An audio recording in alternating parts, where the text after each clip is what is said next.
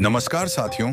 आज की यह वीडियो बहुत ही रोमांचक होने वाली है क्योंकि आज की इस वीडियो में हम बात करने वाले हैं टाइटैनिक से जुड़े 5 ऐसे सवालों और उनके जवाबों के बारे में। दरअसल साल 1912 में एक विशालकाय समुद्री जहाज बनाया गया था जिसके बारे में कहा जाता था कि इसे तो ईश्वर भी नहीं डुबा सकते हैं। लेकिन कुछ ऐसी घटनाएं घटित हो गईं जिसने इंजीनियरों और वैज्ञानिकों के होश उड़ा दिए। टाइटैनिक नाम का यह जहाज 269 मीटर लंबा था और उस वक्त इसे स्टील से बनाया गया था और चालक दल और यात्रियों को मिलाकर इस पर करीब 3,300 लोगों के ठहरने की सुविधा थी। लेकिन ब्रिटेन से अमेरिका जाते वक्त अटलांटिक सागर में एक रात हुए हादसे के बाद यह जहाज महज कुछ घंटों में ही डूब गया था। इसका मलबा आज तक वहीं पड़ा है और इसे आज तक निकाला नहीं जा सका गया है।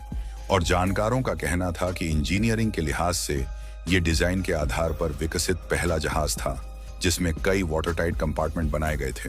और जहाज का डिजाइन कुछ ऐसा था कि अगर जहाज का कोई एक कमरा पानी से भर जाए तो वह दूसरे कमरे को डूबा नहीं सकता था। और जहाज को बनाने और नेविगेटर सिविल इंजीनियर थियरी के अनुसार टाइटैनिक का प्रचार इस तरह से किया गया था कि यह जहाज डूब ही नहीं सकता है। और इसकी वजह यह थी कि इसमें बहुत सारे तहखाने बनाए गए थे जो वाटरटाइट दीवारों से बने थे और तहखाने की 2 कतारों में पानी भरने की स्थिति में भी यह जहाज डूबने वाला नहीं था। आइए हम नजर डालते हैं कि इस विशालकाय जहाज के डूबने के पीछे की क्या कहानी है और हम इसके बारे में पूरी जानकारी आपको हम अपनी इस वीडियो में बताएंगे। आखिर टाइटैनिक जहाज कितना बड़ा था और टाइटैनिक का असली नाम क्या था। और हम आपको बता दें कि इस जहाज का असली नाम RMS टाइटैनिक था क्योंकि ये एक रॉयल मेल शिप था जो 3005 बस्ते भरकर चिट्ठियां ले जा रहा था। और इसमें चिट्ठियां और पैकेट सभी शामिल थे। और आयरलैंड के बेलफास्ट में हारलैंड एंड वुल्फ नाम की कंपनी का बनाया ये जहाज 269 मीटर लंबा और 28 मीटर चौड़ा एवं 53 मीटर ऊंचा था। इसमें 3 इंजन लगे हुए थे और इसकी भट्टियों में 600 टन तक का कोयला लगता था। और इसे बनाने में उस वक्त 15 लाख ब्रितानी पाउंड का खर्च आया था और इसे बनाने में 3 साल का वक्त लगा था। और इसमें 3,300 लोगों के लिए जगह थी।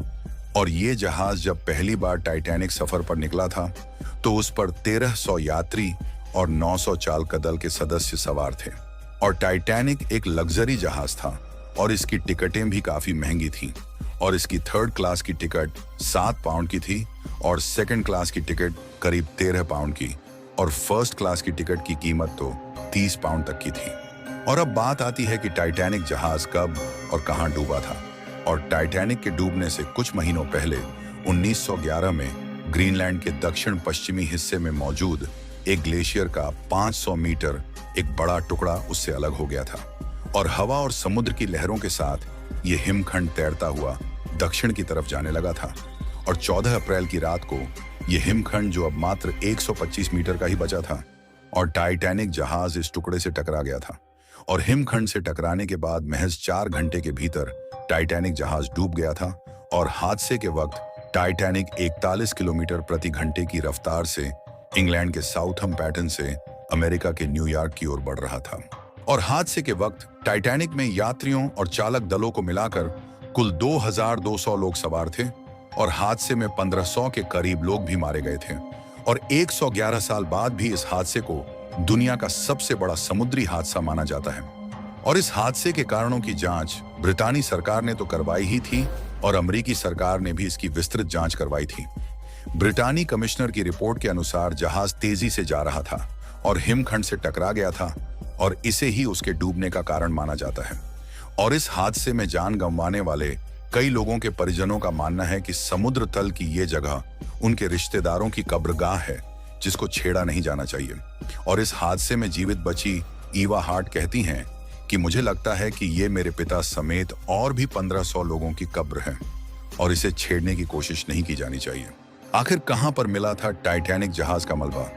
और हम आपको बता दें कि टाइटैनिक जहाज का मलबा 1 सितंबर 1985 को अटलांटिक सागर के समुद्र तल में 2600 फीट नीचे मिला था।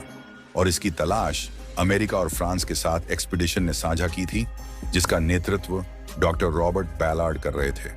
और अमेरिकी नौसेना की मदद से की गई इस तलाश में 2 जहाजों की मदद ली गई थी।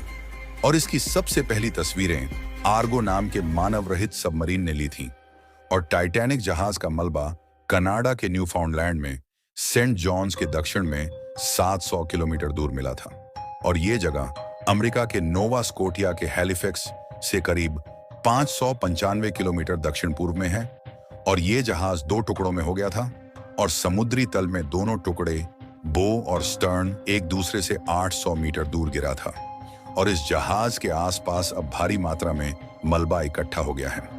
आखिर क्यों डूब गया टाइटैनिक जहाज और इसके डूबने के पीछे का क्या राज है? हम आपको बता दें कि टाइटैनिक जहाज इंग्लैंड के साउथहैम्पटन से अमेरिका की तरफ चला। यह जहाज अटलांटिक सागर को पार करते हुए ये विशाल हिमखंड से टकरा गया था और रियो डी जेनेरियो की फेडरल यूनिवर्सिटी में department of naval and ocean engineering विभाग के प्रोफेसर अलेक्जेंडर पिन्हो अल्हो का कहना है कि टक्कर इतनी जोरदार थी कि जहाज की मुख्य बाड़ी की आधी लंबाई तक सुराख हो गया था और ऐसी परिस्थिति में पानी छत तक पहुंच गया था। हिमखंड की टक्कर से जहाज को काफी नुकसान पहुंचा और इसमें वाटर टाइट कंपार्टमेंट्स की कई दीवारें नष्ट हो गईं, जिसके कारण जहाज में बड़ी तेजी से पानी घुसने लगा था। और कुछ और रिपोर्ट्स के अनुसार इसके करीब 5 वाटर टाइट कमरों में पानी भर गया था। और फ्लूमिनेंसी फेडरल यूनिवर्सिटी के प्रोफेसर और ट्रांसपोर्ट इंजीनियर ऑनरिलो सोरास मूर्ता कहते हैं कि एक समस्या उस वक्त के स्टील की थी जो उतना मजबूत नहीं हुआ करता था। ट्रांसपोर्ट इंजीनियर सोरास मूर्ता कहते हैं, टक्कर के बाद जहाज के ढांचे में भी बदलाव आ गया था और दरवाजे बंद नहीं हो रहे थे। और उस वक्त भी टाइटैनिक शुद्ध स्टील से बनाया गया था, लेकिन तब का स्टील आज के स्टील जितना मजबूत नहीं होता था। आखिर टाइटैनिक को क्यों नहीं बचाया जा सका? और जिस दिन टाइटैनिक ने अपनी यात्रा शुरू की थी और उससे कुछ दिन पहले एक और जहाज ने अटलांटिक महासागर को पार कर रहा था। उस जहाज ने टाइटैनिक को चेतावनी दी थी कि एसएस मसाबा नाम के इस जहाज ने 12 अप्रैल को टाइटैनिक को हिमखंड के बारे में एक वायरलेस मैसेज भेजा था, लेकिन इसका संदेश शायद कभी टाइटैनिक तक पहुंच ही नहीं सका। और बाद में मसाबा 1918 में प्रथम विश्व युद्ध के दौरान पानी में समा गया था। और टाइटैनिक जहाज को बनाने वाली कंपनी व्हाइट स्टार लाइन के प्रबंध निदेशक जे ब्रूस इज्मे यात्रा के दौरान जहाज पर सवार थे और वो टाइटैनिक से निकले और आखिरी लाइफ बोट में से एक में अपनी जान बचाने में कामयाब रहे थे। और बाद में उन्होंने जांच के दौरान अमेरिकी सीनेट को बताया था कि जिस वक्त जहाज हिमखंड से टकराया वो सो रहे थे और उन्हें कैप्टन स्मिथ से पता चला कि जहाज का डूबना लगभग तय है। और उन्होंने बताया कि कैप्टन स्मिथ ने उन्हें दूसरे एक जहाज से मिला एक टेलीग्राम दिखाया था जिसमें आगे रास्ते में हिमखंड की चेतावनी दी गई थी। और मिस्टीरियस न्यूज अपडेट की रिपोर्ट के अनुसार जब टाइटैनिक हिमखंड से टकराया तो जहाज में मौजूद टेलीग्राफर्स ने डिस्ट्रेस सिग्नल यानी मुश्किल में भेजे जाने वाले सिग्नल भेजना शुरू कर दिया था। और जिनमें से कुछ लोगों ने सबसे पहले ये सिग्नल पकड़े, उनमें से एक थे और 4800 किलोमीटर दूर साउथ वेल्स के रेडियो ऑपरेटर आर्थर मूर और आर्थर शॉकिया रेडियो ऑपरेटर थे। और उन्होंने कायरफिली काउंटी में बने अपने घर के रेडियो स्टेशन पर यू सिग्नल को पकड़े थे। और 15 अप्रैल 1912 की सुबह ही वो स्थानीय पुलिस स्टेशन गए थे, लेकिन उनकी बात पर किसी ने विश्वास ही नहीं किया था और डूब रहे टाइटैनिक को वो बचा नहीं पाए। लेकिन बाद में उन्होंने सोनार तकनीक पर काम किया और वे शुरुआती लोगों में शामिल रहे जिन्होंने बाद में टाइटैनिक के मलबे की तलाश की। और समुद्र के भीतर टाइटैनिक जिस जगह पर है वहां उसके मलबे में जंग लग चुका है और बैक्टीरिया और अन्य कीटाणु उसे तेजी से खत्म कर रहे हैं। और जानकारों की माने तो इस विशालकाय जहाज का अस्तित्व शायद अगले 20 सालों में इतिहास बन जाएगा। और हाल ही के दिनों में हजारों टन भारी इस जहाज से लाए गए कुछ सामान की प्रदर्शनी आयोजित की गई थी, लेकिन इस विशालकाय जहाज को समुद्र के बाहर निकालना असंभव है।